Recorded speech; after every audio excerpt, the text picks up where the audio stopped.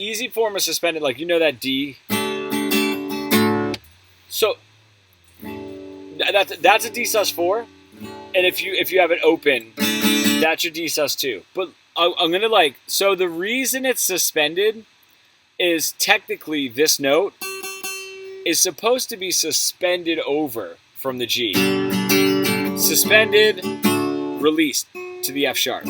Or if I were to do like an E minor, suspended, then back up to the F sharp.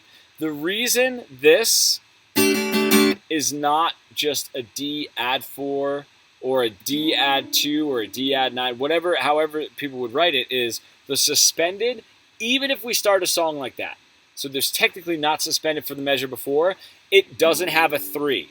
So if the 4 or the 2 take place of the 3, that's what makes it suspended. A D chord with that triad, and then you have a 4 on top, it's not a suspended 4 because the third is in that chord, right? So that's just kind of like an add 4.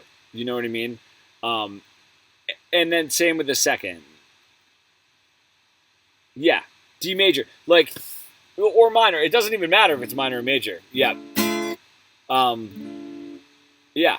The reason that's suspended is even if we're not suspending it from the measure before, from the chord before, we're still suspending the lack of a third of that chord. So as soon as the chord has a third in it, it can't be suspended anymore, right? And it does have a different sound when you add the third in, because the third clashes. That's why there's only suspended fourth and second. Wait, hang on one second, because it's like you can only have a suspended 4 or a suspended second, because the suspended note has to go into the third, right? Whether it's the 4 down to the 3 or the 2. You can't have like a D suspended 6, because the 6 will go to the 5, but the 5 isn't the most important, isn't the color tone of that chord anyway. So that's why it's only for the 4 or the 2 that take the place of the 3 that eventually make it to the third of the chord.